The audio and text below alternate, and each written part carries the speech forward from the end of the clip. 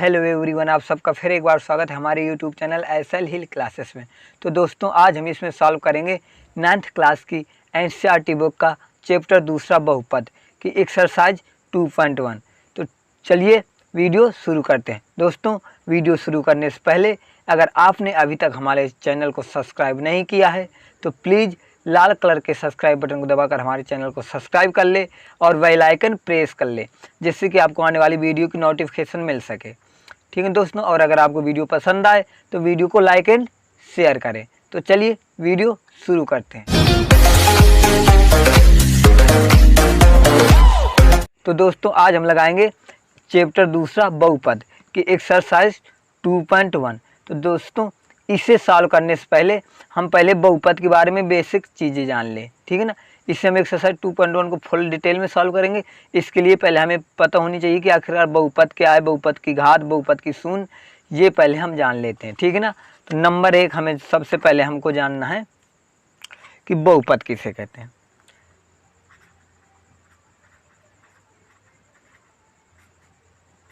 दोस्तों, बहुपद क्या होता है? तो बहुपद के लिए हमें 3 कंडीशन होती हैं कि अगर बहुपद है कोई तब वो कितनी कंडीशन फॉलो करेगा। नंबर 1, यानी कि चर हमेशा क्या हो, पॉजिटिव, यानी चर हमेशा पॉजिटिव पूर्णांक होना चाहिए। ठीक है ना दोस्तों। नंबर 1 क्या है कि जो चर क्या है, हमेशा पॉजिटिव पूर्णांक का होना चाहिए। ठीक है ना।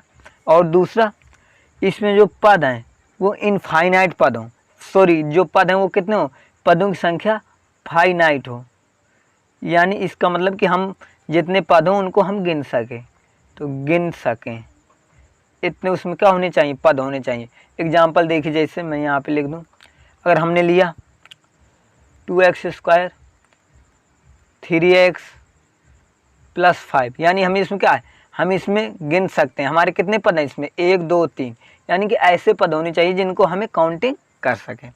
ठीक है ना दोस्तों। और जो अगला होता है, अगर हमारे पास ये है, ठीक है ना, तो जो कोई पद है तो उसका जो कोएफिशिएंट होता है, यानी जो गुणांक होता है, वो हमेशा एक रियल नंबर होता है, रियल नंबर होता है, यानी दोस्तों क्या, वास्तविक संख्या होती है। जो कोई चर है और उसका जो कोएफिशिएंट है, जैसे ये है, अब ये हमारा बहुपद लिखा है, तो इसमें देखिए ये x² गुणांक कितना है, 2, तो 2 क्या है, एक हमेशा रियल नंबर आएगा। ठीक है दोस्तों, ये क्या होगा, रियल नंबर होगा। और हमने कहा था कि चर पूर्णांक हो, चर प्लस पूर्णांक का मतलब समझ में आ रहा है दोस्तों। अगर हमारे पास लेकर 2x⁴ तो अगर ये जो पावर है इनकी,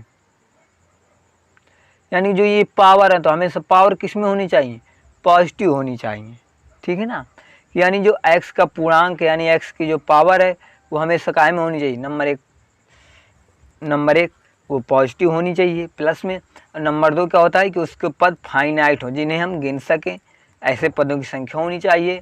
और जो एक, मान लिया हमारे को पास कोई बहुपद है और उसके जो कोएफिशिएंट होते हैं x y के, तो वो हमेशा क्या हो, रियल नंबर होने चाहिए।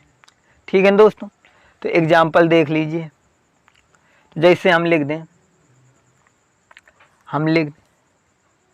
3x² 5x +, ठीक है दोस्तों, हम लिख दें जैसे 3x² प्लस क्या होगा, यह एक बहुपद हो गया। और यहाँ पे देखिए, जैसे हम इसे लिख दें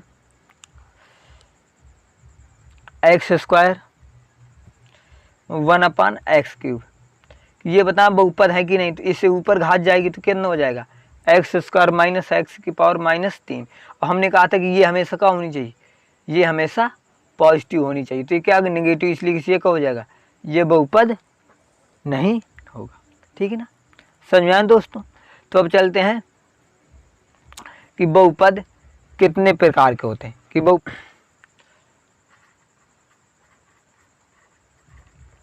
बहुपद के प्रकार। सबसे पहले हम पढ़ते हैं शून्य बहुपद।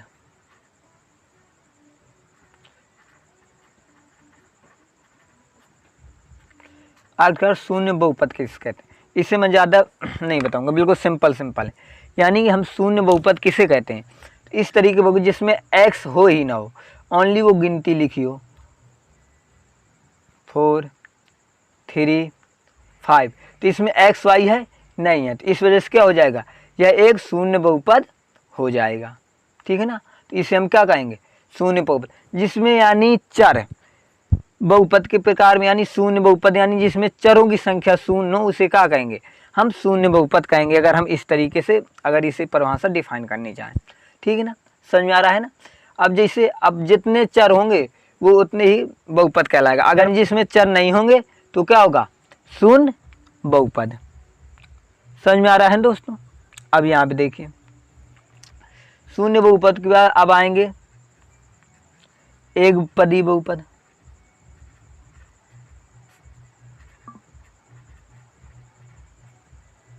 आखिरकार एक पदी बहुपद क्या होता है। ठीक है दोस्तों, हमने क्या कहा था कि पद यानी वही चर एक्स वाई जेड। यहाँ पे पद का मान के, पद का मतलब कहा, जब हमने बताया थी पद फाइनाइट हो, इसका मतलब यही है कि एक्स वाई की वैल्यू आनी चाहिए। ठीक है ना, तो अब एक पदी बहुपद क्या होता है कि जिसमें पदों की संख्या एक हो। देखिए एग्जाम्पल जैसे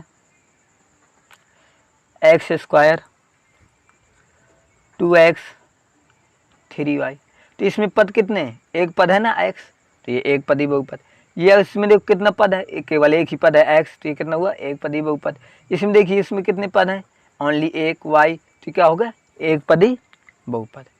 ठीक है दोस्तों, अब इसकी परिभाषा लिखना था तो आप लिख सकते हैं कि ऐसे बहुपद या ऐसे टर्म जिनमें केवल एक चर होता है उसे एक पदी बहुपद कहते हैं। ठीक है दोस्तों, अब आइए दो पदी बहुपद। तब तो इससे आप बता देंगे कि दो पदी बहुपद यानी जिसमें कितने पद हो अधिकतम, दो पद। एग्जाम्पल देखिए x plus Y 2x plus 4y। ठीक है दोस्तों, तो ये क्या हुआ, ये क्या हो गया, दो पदी बहुपद। यानी कि इसमें कितने पद हैं, एक पद और दो पद। कितने पद हैं, एक पद और दो पद। यानी कि ऐसे बहुपद जिनमें पदों की संख्या दो हो तो उसे हम द्विपदी बहुपद कहते हैं। ठीक है दोस्तों, अब आइए, अब इसी तरीका हुआ त्रिपदी बहुपद, तो जिसमें पदों की संख्या तीन हो त्रिपदी बहुपद हो जाएगा। चतुर्पदी बहुपद यानी जिसके चार पद हो तो क्या होगा, जिसके पदों की संख्या चार हो तो उसे चार पदी बहुपद कहते हैं। ठीक है ना, इतना समझ में आ गया। तो अब चलिए आगे, अब हमें पढ़ना है कि एक चर वाले बहुपद। ठीक है ना, हमारी बुक में हम आपको दिखा दें, हमें जो क्या पढ़ना है, सबसे पहला काम हमें है एक चर वाले बहुपद आखिरकार कौन कौन होते हैं, हमें वो पढ़ना है। ठीक है ना, तो अब जान लेते हैं कि एक चर वाले बहुपद कौन होते हैं। तो दोस्तों अब जिसमें कितना, अगर हम लिख दें यहाँ पे एग्जाम्पल देखिए, हमने लिख दिया 3x प्लस 2। ठीक है दोस्तों, तो क्या होगा, इसमें पदों की संख्या कितनी है, यानी एक चर वाले, इसमें चर कितने हैं, आप तो चर जानते हैं कि जैसे वेरिएबल होते हैं, वेरिएबल क्या होते हैं, जैसे एक्स वाई जेड, ये सब चर होते हैं। जिसमें इसमें कितने चर हैं, केवल एक ही चर है एक्स, इसमें कितना, केवल एक ही चर है एक्स। तो ये क्या हुआ, एक चर वाला बहुपद। समझ में आ रहा है ना, जिसमें ये एक्स वाई जेड के जितने होंगे वो उतने चर वाला बहुपद कहलाएगा।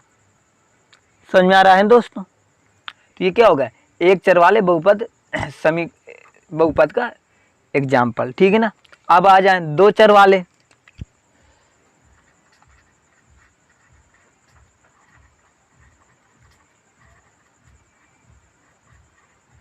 बहुपद, अब इन्हें जान लेते हैं।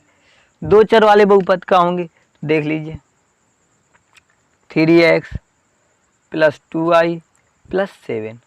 अब इसमें देखो, एक तो हमारे पास x है, दूसरा चर हमारे पास क्या है, y है। तो इसमें चर कितने हो गए, एक चर ये है और एक चर ये, तो इसमें चर कितने हो गए, दोनों मिला के यानी दो चर हो गए। चरों की संख्या कितनी हो गई दोस्तों, दो चर। तो क्या हो गया, दो चर वाले बहुपद। ठीक है दोस्तों, इसी तरीके से अब हम कहें तीन चर वाले बहुपद। अब कहें दोस्तों तीन चर वाले बहुपद। ठीक है ना,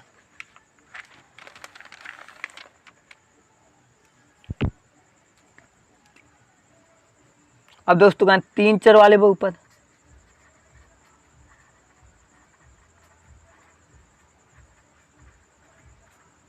तो क्या होगा, जिसमें चर कितने होनी चाहिए, 3 होनी चाहिए, तो ये बन सकता है 2x + 3y + 5z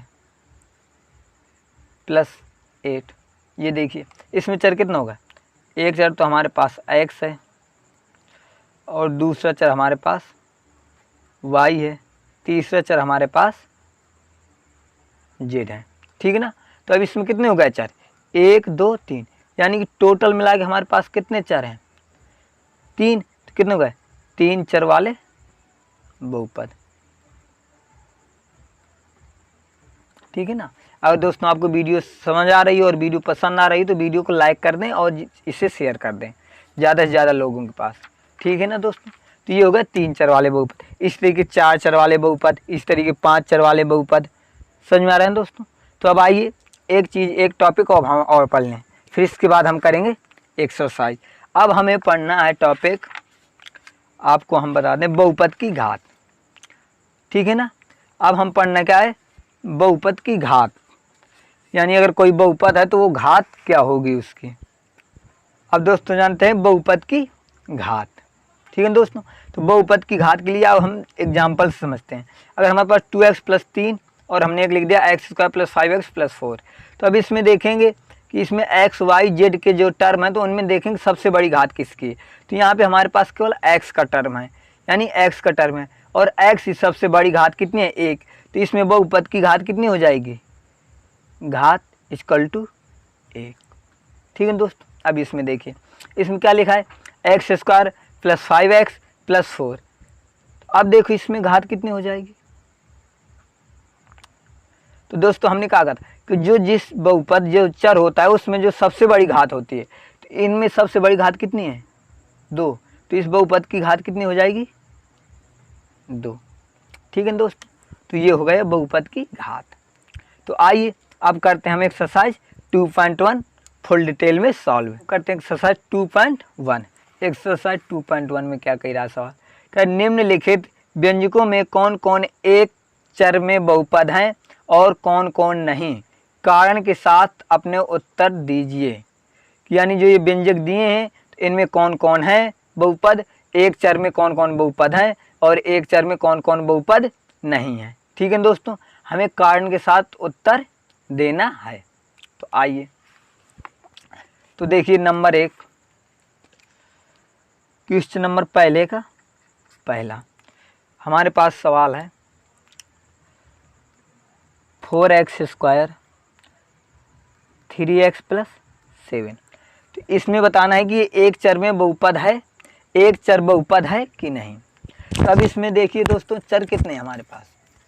पहली बात हमने क्या कहा था, अगर हमें बहुपद देखना है तो हमें 3 कंडीशन फॉलो करनी होंगी। तो सबसे पहले वो क्या देखना होता है हमें, चर। तो हमारे पास चर देखो पूर्णांक है कि चर की घात पूर्णांक में है कि नहीं, तो है, ठीक है ना, 1। तो ये हो गई। दूसरी बात हमने कहा पद हम गिन सकें, तो 1 2 3 हमारे पास पद हैं, हम 3 पद हम गिन सकते हैं, ये होगा। और हमने कहा था कोएफिशिएंट हमेशा रियल नंबर हो, तो x का कोएफिशिएंट कितना है, 3, ये भी रियल नंबर है। x² का कोएफिशिएंट कितना है, 4, ये भी रियल नंबर है। तो एक चीज़ तो पता चल गई कि यह बहुपद है, ठीक है दोस्तों। तो हम यहाँ से तीनों चीज़ें मिल रही हैं, तो इस वजह से क्या होगा, यह बहुपद हो गया, ठीक है। अब कह रहा है कि एक चर में बहुपद है, तो इसमें x y कितने हैं, x ही तो है, केवल x है और यहाँ पे भी x है, x का कोई चर तो है नहीं, इस वजह से क्या हो जाएगा, हाँ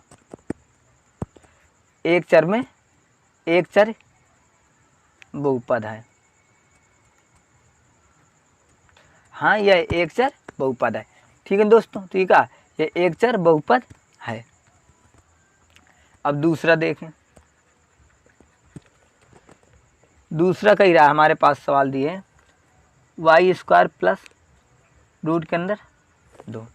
अब इसे बताना ये एक चर में बहुपद है कि नहीं। तो सबसे पहले बहुपद की हमने कंडीशन क्या बताई थी, 3। सबसे पहले उसकी जो घात होती है वो हमेशा क्या होनी चाहिए, पॉजिटिव। तो यहाँ पे क्या है, पॉजिटिव है, ठीक है ना। दूसरी बात पद फाइनाइट होने चाहिए, यानी पदों को हम गिन सकें। तो 1 2 तो पद हमारे पास कितने हैं, फाइनाइट हैं, यानी जो गिने जा सकें, ठीक है ना। और फिर ये देखना है कि x के जो एक्स वाई होता है उनके गुणांक हमेशा रियल नंबर हो। तो एक्स वाई स्क्वायर गुणांक कितना है, कुछ नहीं, तो 1 मान लेंगे। तो 1 क्या है, रियल नंबर है। ये तो हो गया बहुपद। इन तीनों कंडीशन से हमें क्या मिला कि ये एक बहुपद है। अब ये बताने कि ये एक चर में बहुपद है, तो एक चर में बहुपद है तो इसमें कितने चर हैं, केवल एक ही है। तो अतः क्या होगा, यह भी हो जाएगा सत्य। लिख सकते हैं हाँ, यह एक चर बहुपद है। ठीक है ना दोस्त। तो आइए अब करते हैं इसी का तीसरा में दिए 3√t प्लस t√2। अब इसे बताना है कि यह एक बहुपद है कि नहीं है। तो अब देखो दोस्तों, क्या लिखा है √t, तो अगर हम लिखेंगे तो इसका 3t⁴ प्लस t⁴√1/2। अब देखो हमने कहा था कि घात हमेशा पूर्णांक होनी चाहिए, कहा था ना। तो सबसे पहले बहुपद के लिए क्या होनी चाहिए, घात की जो क्या होनी चाहिए, पूर्णांक होनी चाहिए। तो यहाँ पे 1/2 पूर्णांक है, नहीं है।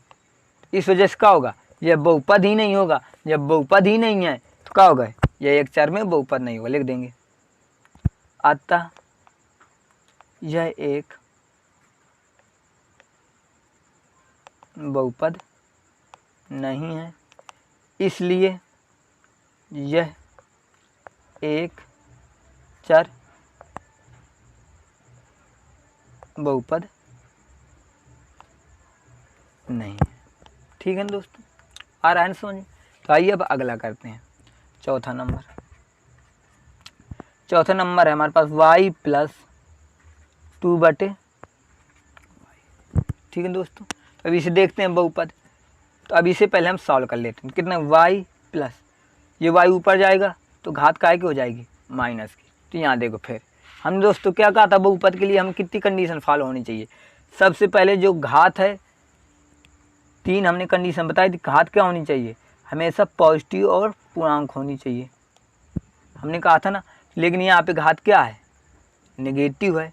जब घात ही पूर्णांक नहीं है तो ये क्या हो जाएगा, बहुपद नहीं होगा। तो क्या लिख सकते हैं, अतः यह एक बहुपद नहीं है, अतः यह इसलिए एक चर बहुपद नहीं है। ठीक है दोस्तों। अब आइए अगला करते हैं। इसका पहले का लास्ट हमें दिया है x⁻10 plus y⁻3 plus t⁻50। तो अब इसे कर देखते हैं ये एक बहुपद है कि नहीं। एक चर में हमें बहुपद देखना है। तो सबसे पहले हम बहुपद देखते हैं। तो 10 सब की पावर क्या है, प्लस है और पूर्णांक है, और ये पद गिने जा सकते हैं तो फाइनाइट हैं। और तीसरा, ये इनके पदों के सभी कोएफिशिएंट रियल नंबर हैं। ठीक है ना। तो ये क्या हो गया, तो दोस्तों हम इसे कह सकते हैं कि क्या है, बहुपद है। लेकिन हमें सवाल में बताना है कि एक चर में बहुपद है कि नहीं। तो इसमें चर कितने हैं, 1 चर, 2 चर, 3 चर। तो कितना होगा, 3 चर बहुपद कहलाएगा। ठीक है ना, त्रिचरी बहुपद कहलाएगा। लेकिन हमें बताना क्या है कि एक चर बहुपद है कि नहीं। तो क्या हो जाएगा, अतः यह एक चर बहुपद नहीं है। ठीक है दोस्तों। तो आइए अब करते हैं क्वेश्चन नंबर दूसरा। दोस्तों क्वेश्चन नंबर दूसरा करना है, क्या कह रहा है, निम्नलिखित में से प्रत्येक में x² का गुणांक लिखिए। यानी कि निम्नलिखित में से प्रत्येक में ये जो हमें दिए टर्म, इनके हमें x² का गुणांक लिखना है यहाँ पे दोस्त।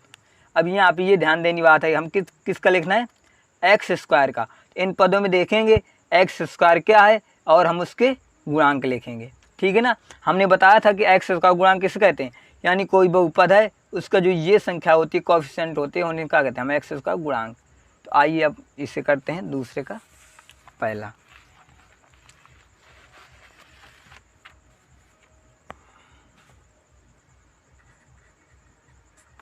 दूसरे का पहला में दिए 2 plus x square plus x, ठीक है ना। इसमें हमें बताना है एक्स स्क्वायर का गुणांक। तो एक्स स्क्वायर हमारे पास का है यहाँ पे, और एक्स स्क्वायर के साथ क्या, कुछ नहीं। जब कुछ ना हो तो क्या मान लिया जाता है, एक। तो कितना हो जाएगा, एक्स स्क्वायर का गुणांक बराबर 1। ठीक है, हो गया आंसर। अब दूसरा देखिए, दूसरा कह रहा है 2 माइनस का x square plus x cube. अब इसमें बताना है एक्स स्क्वायर गुणांक। तो एक्स स्क्वायर हमारे पास का है ये, और एक्स स्क्वायर का अंक क्या है, -1। कितना चिन्ह सर लिखा जाता है, तो क्या है, एक्स स्क्वायर कुछ नहीं तो एक है, तो एक को मान लेंगे -1। तो क्या हो जाएगा, एक्स स्क्वायर का गुणांक बराबर -1। ठीक है दोस्तों। अब तीसरा देखिए, तीसरा कह रहा है हमारे पास दिए है π/2 एक्स स्क्वायर प्लस एक्स। तो इसमें हमें एक्स स्क्वायर गुणांक बताना है। तो एक्स स्क्वायर का है हमारे पास ये, तो एक्स स्क्वायर गुणांक कितना है हमारे पास, जो लिखा हो बगल में, तो π/2। तो कितना हो जाएगा, एक्स स्क्वायर का गुणांक बराबर π/2। ठीक है दोस्तों। अब यहाँ पे हमें अगला चौथा नंबर दिए है √2x -1। दोस्तों यहाँ पे एक्स स्क्वायर गुणांक कितना होगा, 0, क्योंकि यहाँ पे एक्स स्क्वायर है ही नहीं। तो क्या हो जाएगा, एक्स स्क्वायर का गुणांक बराबर 0। तो ये दोस्तों हो गया, कितने जी सवाल था। तो ये क्वेश्चन नंबर दूसरा भी हो गया। तो अब चलो करते हैं क्वेश्चन नंबर तीसरा। तो दोस्तों कह रहा है तीसरा नंबर कि 35 घात के द्विपद का और 100 घात के एक पदी का एक एक उदाहरण दीजिए। यानी कि 35 घात हो उसके 2 पद हमें लिखने हैं, और 100 घात का एक पदी का एक एक एग्जाम्पल लिखना है।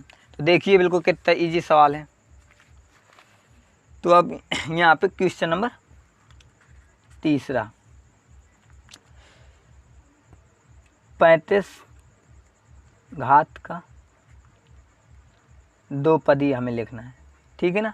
हम क्या लिख सकते हैं, x की पावर 35 प्लस y की पावर 35। एक एग्जाम्पल ये हुआ। हम लिख सकते हैं x की पावर 35 प्लस z की पावर 35। एक एग्जाम्पल ये होगा। तो दोस्तों ये क्या होगा, 35 घात का द्विपद वाले हो गए। ठीक है ना। 35 घात का हमके द्विपद के लिखने थे, तो हमने एग्जाम्पल दे दिए, एक और ये 2। अब 100 घात का एक पदी लिखना है, 100 घात का एक पदी। अब 100 घात का एक पदी यानी कितना हो जाएगा, x की पावर 100। अब यहाँ लिख दें 3y की पावर 100, फिर अगला लिख दें 5z की पावर 100। तो ये सब एक एक पद ही तो है। इसमें कितना एक पद, इसमें कितना एक पद, इसमें कितना एक पद। तो क्या हो गया, 100 घात का एक पदी। ठीक है ना। तो आइए अब करते क्वेश्चन नंबर अगला, यानी क्वेश्चन नंबर चौथा। तो देखिए क्वेश्चन नंबर चौथा क्या कह रहा है, निम्नलिखित बहुपदों में से प्रत्येक बहुपद की घात लिखिए। ठीक है दोस्तों, यानी कि जो बहुपद है हमें इनमें सबकी हमें घात लिखनी है कि सबसे बड़ी घात इसकी क्या है। देखिए क्वेश्चन नंबर चौथा,